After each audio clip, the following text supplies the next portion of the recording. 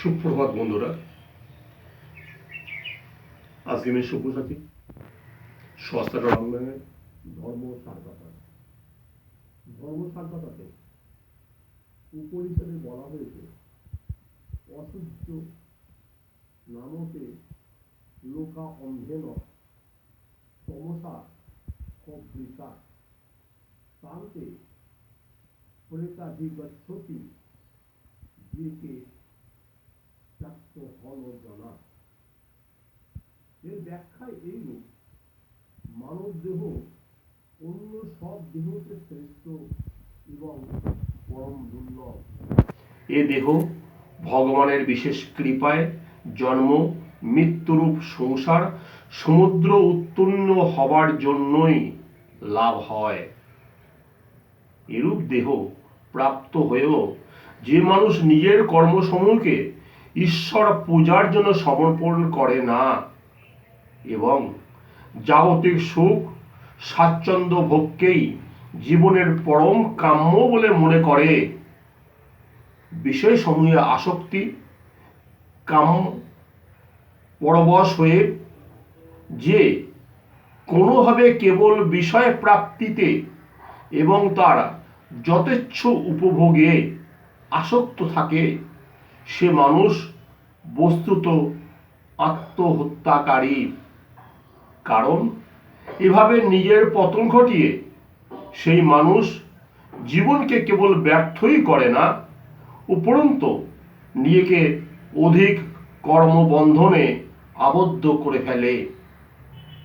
এই কামভোগ পরায়ণ মানুষ যে কেউ হন না কেন, সংসারে তার বিশাল নাম যশ বৈভব এবং উচ্চ অধিকার থাক বা নাই বা থাক, মৃত্যুর পর কর্মসমূহের ফলস্বরূপ বারবার তাকে কুকুর শূকর কীট পতঙ্গাদি নানা শোক সন্তাপপূর্ণ আসুরি যৌন সমূহে এবং ভয়ানক নরকাদিতে কষ্ট ভোগ করতে হয়। এগুলি আসুরি স্বভাবযুক্ত প্রকৃতির লোকেদের জন্য নির্দিষ্ট আছে এবং সেগুলি ভয়ানক অজ্ঞান রূপ অন্ধকারে আচ্ছাদিত।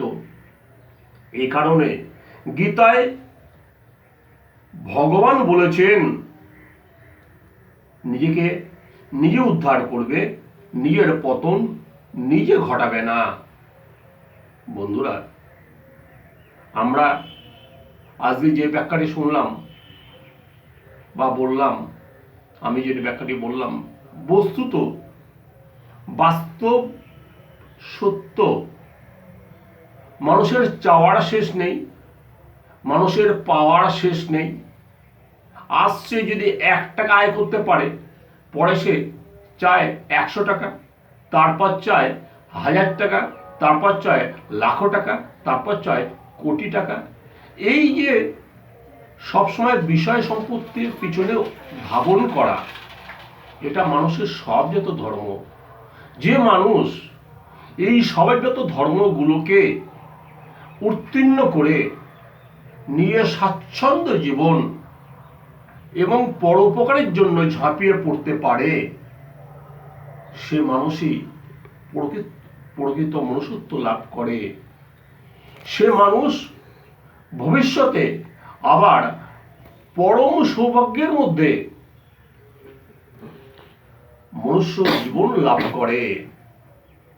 নয়তো যে মানুষ অন্যায় অবিচারের মধ্যে দিয়ে নিজের জীবনকে অতিবাহিত করে, পরবর্তীতে সেই মানুষ পতঙ্গ বা কীটপতঙ্গী বা কুকুর শূকর কীট এই সকল জন্মরূপে রূপ নেয় এবং শুধু তাই নয়, মৃত্যুর পরেও তাকে অনেক কষ্টাদি সহ্য করতে হয়।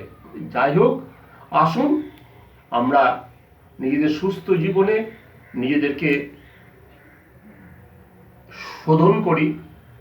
আমরা শুধু এইটুকুই ভাবি পর উপকারের জন্য।